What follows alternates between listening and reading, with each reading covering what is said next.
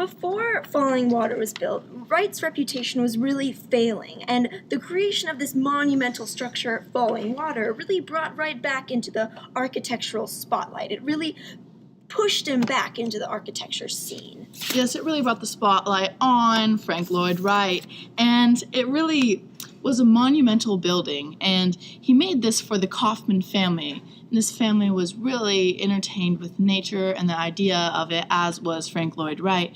And it was a vacation home or a weekend home, just for a place for them to escape from reality, escape from the busy world in the city. It was just a great place for them to relax. Falling Water was the perfect piece of architecture for Frank Lloyd Wright to create because he was a true transcendentalist, which meant he wanted human life to synthesize with nature.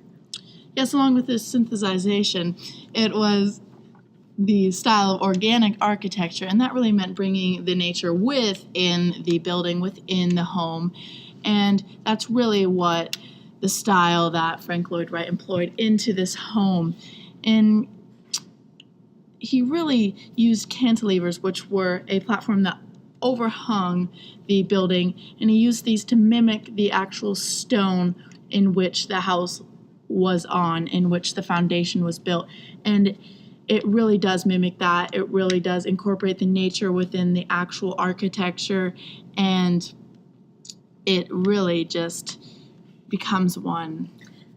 Yes, Falling Water is the epitome of organic architecture. This house was built in Pennsylvania, about 90 minutes from Pittsburgh, and its south-southeast orientation gives the illusion that the stream flows through the house, not alongside it like it actually does. To further embed this idea of organic architecture, he had a central stone core for the fireplaces and stone columns throughout the building, which elongated the vistas, which led the eye out to the horizon. I'm really emphasizing that horizontality of the house. Horizontality. Am I right? Yes. And really, yes, as Allie was further going on about, the house really bringing the nature in. I cannot emphasize this enough.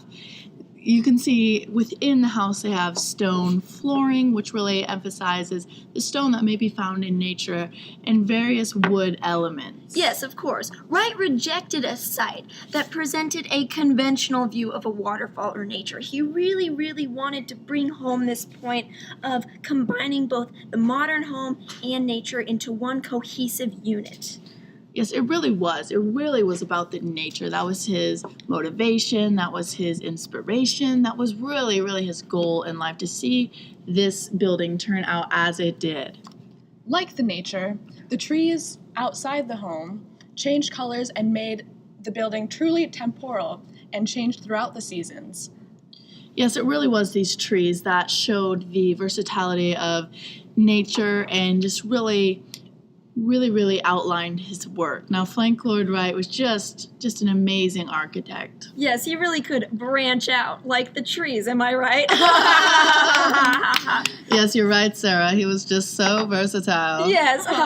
Well, I'm afraid that's all for today with our Smart History episode. I'm afraid. See you all next week. Thank you for listening to Smart History. Yes, see you later. I love art.